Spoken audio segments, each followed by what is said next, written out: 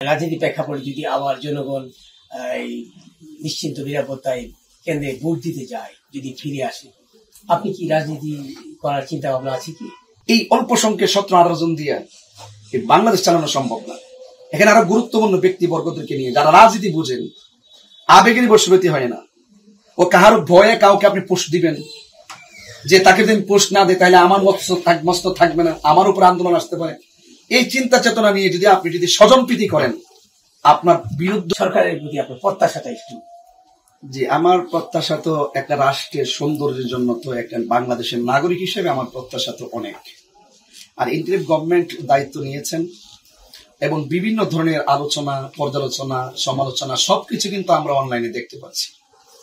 তো সেই জায়গা থেকে যেহেতু তাদের কাছে দায়িত্ব, আমি মনে করি তাদের প্রত্যেকটা বাংলাদেশের নাগরিকের প্রতি তাদের দায়িত্বের যে অবকাঠামো, দায়িত্বের যে প্রতিফলন, এই প্রতিফলনের অনেক গ্যাপ আমি লক্ষ্য করতেছি।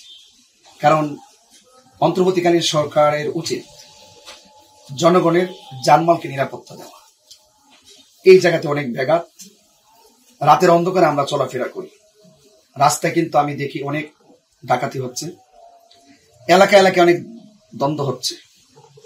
সেই দ্বন্দ্বগুলো সাধারণ পাবলিকরে মিট করছে, সেখানে প্রশাসনের পর্যাপ্ত ব্যবস্থা নাই। আরেকটা জিনিস লক্ষ্য করছি, গণহারে মামলা চলছে।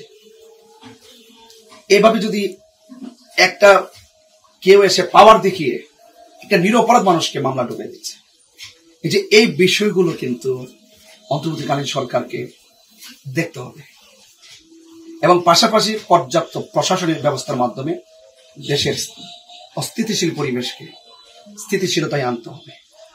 আর অন্তর্বর্তীকালীন সরকার যে উপদেষ্টা যারা হয়েছেন তাদের ব্যাপারে যদি বলি, সেই জায়গাতে আরো সুদক্ষ এবং অত্যন্ত দায়িত্বশীল ব্যক্তিদেরকে সেখানে আনতে হবে।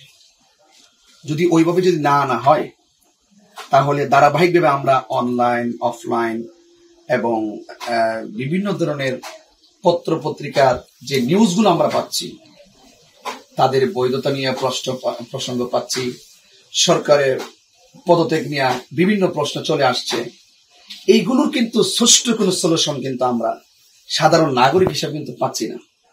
একটা রাষ্ট্র কিন্তু এইরকম সিদ্ধান্তহীনতায় চলতে পারে না। এগুলো ইয়েস অর নট, আইনের গতিতে চলবে, রাষ্ট্রের মেকানিজমের মাধ্যমে চলবে।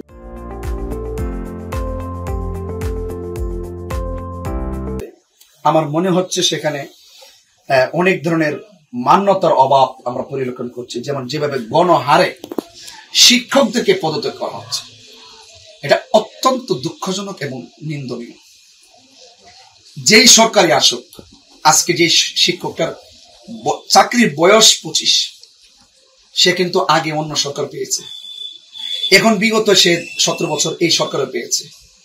যাদের বয়স 30, এরকম অন্যায়গুলো দিন দিন বেড়ে চলছে। তাহলে বাংলাদেশটা যাচ্ছে কোন দিক? তাহলে অন্তর্বর্তীকালীন যে সরকার, তার উপদেষ্টাদের প্রতি আপনার আহ্বান কি থাকবে? আমার আহ্বান থাকবে, তারা যে দায়িত্ব গ্রহণ করেছেন, তাদের দায়িত্বগুলো, যার যে দায়িত্বগুলো অত্যন্ত, এই অল্প সংখ্যক 17-18 জন দিয়ে বাংলাদেশ চালানো সম্ভব না। এখানে আরো গুরুত্বপূর্ণ ব্যক্তিবর্গদেরকে নিয়ে যারা রাজনীতি বুঝেন, আবেগের বশবর্তী হয় না। ও কাহার ভয়ে কাউকে আপনি পোস্ট দিবেন যে তাকে যদি পোস্ট না দেয় তাহলে আমার মস্ত থাকবে না, আমার উপর আন্দোলন আসতে পারে। এই চিন্তা চেতনা নিয়ে যদি আপনি স্বজনপ্রীতি করেন, আপনার বিরুদ্ধে অন্তর্বর্তীকালীন সরকারকে আমি বলবো, ওনার জায়গা উনি স্বচ্ছ করবে। ওনার মাধ্যমে যে উপদেষ্টারা হবে, তারা হবে অত্যন্ত সুদক্ষ এবং পাশাপাশি বাংলাদেশের যে রূপরেখা, এই বাংলাদেশের আসলে এভাবেই কি চলবে? আজকে আমি দেখতেছি যে তারা কয়দিন পর্যন্ত দায়িত্বে থাকবে, এই বিষয় নিয়ে শুধু আলোচনা।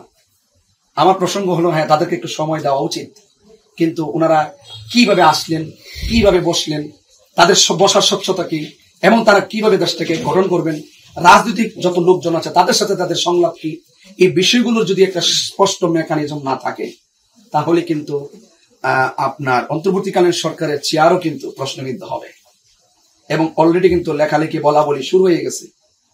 তো রাষ্ট্র চলবে একটা শৃঙ্খলার ভিত্তিতে। যদি সেখানে শৃঙ্খলা না থাকে, সেই অর্থাৎ যে লাউ সেই কদু, এটাই তো হবে। ফাঁকি দিয়ে আমরা যারা সাধারণ যারা আছি আমাদের অনেক ভুক্তভোগী হবে। আপনি হয়তো জানেন না, এখন কিন্তু কারেন্ট যায় বলা যায় না, বলতে হয় কারেন্ট মাঝে মাঝে আসে। এই যে একটা কন্ডিশন, এইভাবে কিন্তু রাষ্ট্র চলতে পারে না। আমি আরেকটা আশা করব, এই বাংলাদেশের যতগুলো টাকা পাচার হয়েছে সবগুলো টাকা বাংলাদেশে রিটার্ন কিভাবে আনা যায় সেই ব্যবস্থা করতে হবে। এবং প্রত্যেকটা সেক্টর, শিক্ষাঙ্গন থেকে শুরু করে রাজনৈতিক অঙ্গন পর্যন্ত প্রত্যেকটা জায়গা সুন্দর অবস্থান ফিরিয়ে আনার জন্য প্রয়োজনীয় সকল ব্যবস্থা গ্রহণ করতে হবে। আল্লাহর উপর ভরসা করতে হবে। ক্ষমতা আল্লাহর পক্ষ থেকে আসে, ক্ষমতা আল্লাহর পক্ষ থেকে যায়।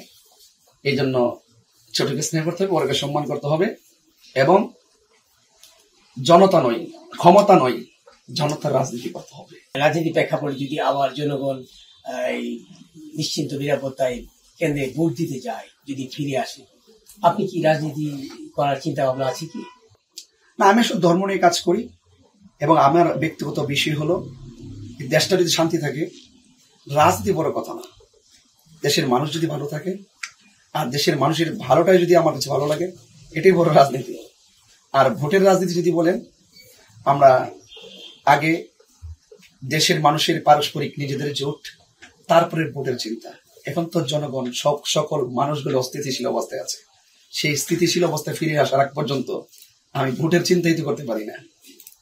কারণ দেশের পরিস্থিতি আপনি জানেন যে প্রত্যেকটা মানুষ তারা অত্যন্ত একটা অস্থিতিশীল পরিবেশের মধ্যে দিন রাত কাটাচ্ছে। সেই দেশের একটা অস্থিতিশীল পরিবেশ স্থিতিশীল হোক, আগে দেশের মানুষ নাগরিকের সাথে পারস্পরিক জোট হোক, এরপর আমি ভোটের সিদ্ধান্ত জানাবো ইনশাআল্লাহ।